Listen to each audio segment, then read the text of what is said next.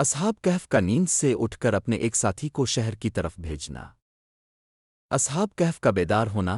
تفسیر قرطبی میں اس کا مختصر قصہ اس طرح لکھا ہے: جس بادشاہ کے عہد میں اصحاب کہف شہر سے نکلے تھے، اس کا نام دقیانوس تھا، اور ظالم اور مشرک تھا، وہ مر چکا تھا، اور اس پر صدیاں گزر گئی تھیں۔ اور جس زمانہ میں اصحاب کہف بیدار ہوئے تھے، شہر پر حق کا قبضہ تھا، اور ان کا بادشاہ ایک نیک صالح آدمی تھا جس کا نام بیدوسیس تھا۔ مظہری قیامت کے بارے میں اور مردوں کو زندہ ہونے کے بارے میں شدید اختلاف چل رہا تھا۔ ایک فرقہ اس بات کا قطعا منکر تھا کہ جسم کے گلنے سڑنے اور ریزہ ریزہ ہو جانے کے بعد پھر دوبارہ زندہ ہو جائے گا۔ بادشاہ ان گمراہ لوگوں کے بارے میں بہت فکر مند تھا کہ کس طرح ان کے شکوک و شبہات دور کیے جائیں۔ جب کوئی تدبیر کارگر نہ ہوئی تو اس نے ٹاٹ کے کپڑے پہن کر اور راکھ کے ڈھیر پر بیٹھ کر اللہ تعالیٰ سے عاجزی کے ساتھ التجا کی کہ خدایا، اب ہی کوئی ایسی صورت پیدا فرما دیں کہ ان لوگوں کا عقیدہ درست ہو جائے اور یہ راست پر آ جائیں۔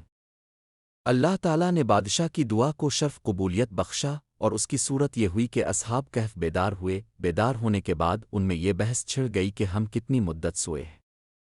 کوئی کہتا تھا کہ ایک دن سوئے ہوں گے، دوسرا کہنا کہ ایک دن سے بھی کم سوئے ہوں گے۔ بحث نے جب طول پکڑا تو ان میں سے ایک شخص نے کہا، اس فضول بحث کو چھوڑو اور کام کی بات کرو، بھوک لگ رہی ہے، لہذا کچھ کھانے پینے کی بات کرو۔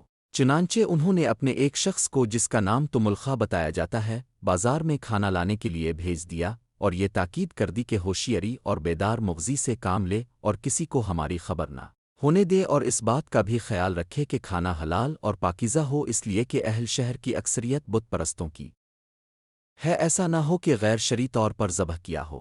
چنانچہ تملخا نے ایک دکان سے کھانا خرید کر 300 سال پہلے کا سکہ نکال کر دکاندار کو دیا، تو دکاندار حیران رہ گیا کہ یہ سکہ تمیری پاس کہاں سے آیا۔ بازار کے دیگر دکانداروں کو بھی دکھلایا، سب نے یہ کہا کہ اس شخص کو کہیں سے پرانا خزانہ ہاتھ لگ گیا ہے۔ اس شخص نے انکار کیا کہ مجھے کوئی خزانہ نہیں ملا، بلکہ یہ روپیہ میرا ہے۔ بات بڑھ گئی، بازار والوں نے اس کو بادشاہ کے سامنے پیش کر دیا۔ یہ بادشاہ، جیسا کہ اوپر بیان ہوا کہ نیک صالح اور اللہ والا تھا، اور اس نے سلطنت کے خزانہ میں وہ تختی بھی دیکھی تھی جس میں اصحاب کہف کے نام اور ان کے فرار ہونے کا واقعہ لکھا ہوا تھا۔ بادشاہ نے اس تختی کی روشنی میں حالات کی تحقیق کی تو اس کو اطمینان ہو گیا کہ یہ انہی لوگوں میں سے ہے۔ بادشاہ نے کہا، میں تو اللہ تعالیٰ سے دعا کرتا تھا کہ مجھے لوگوں سے ملا دے جو قینوس کے زمانہ میں اپنے ایمان بچا کر بھاگے تھے۔ بادشاہ اس سے بہت خوش ہوا اور کہا، شاید اللہ تعالیٰ نے میری دعا قبول فرما لی ہے، اور اس شخص سے کہا کہ ہم کو اس غار پر لے چلو جہاں سے تم آئے ہو۔ بادشاہ ایک بڑے مجمع کے ساتھ غار پر پہنچا، اور جب غار قریب آیا تو تملخا نے کہا کہ اب ذرا ٹھہرے، میں جا کر اپنے ساتھیوں کو حقیقت حال سے باخبر کر دوں تاکہ وہ گھبرا نہ جائیں۔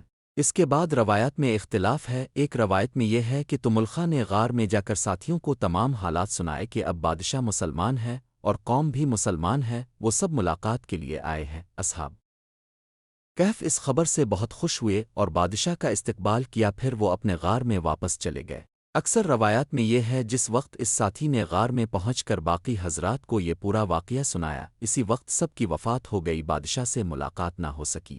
ایک روایت میں یہ بھی ہے کہ ملاقات کے بعد اصحاب کہف نے بادشاہ اور اہل شہر سے کہا، اب ہم اب سے رخصت چاہتے ہیں، اور غار کے اندر چلے گئے۔ اسی وقت اللہ نے ان کو وفات دے دی، واللہ علم۔ بہرحال جب اہل شہر کے سامنے قدرت الہی کا یہ عجیب واقعہ ظاہر ہو گیا تو سب کو یقین ہو گیا جس ذات کی قدرت میں یہ داخل ہے کہ 300 سال تک انسانوں کو بغیر غذا اور دیگر سامان زندگی کے زندہ رکھ سکتا ہے، اور طویل عرصہ تک سلانے کے بعد پھر صحیح سالم قوی اور تندرست اٹھا سکتا ہے، تو اس کے لیے کیا مشکل ہے کہ مرنے کے بعد بھی ان کو ماجسام کے زندہ کر دے۔ اس واقعہ سے ان کے انکار کا سبب دور ہو گیا کہ حشر اجسد کو مستباد اور خارج از قدرت سمجھتے تھے۔ اب معلوم ہوا کہ مالک الملکوت کی قدرت کو انسانی قدرت پر قیاس کرنا خود جہالت ہے۔ اس واقعہ کے بعد شہر والے اصحاب کہف کی بزرگی اور تقدس کے قائل ہو گئے تھے۔ اب ان میں اس بات میں اختلاف ہوا کہ ان کی یادگار کے طور پر غار پر کیا بنایا جائے۔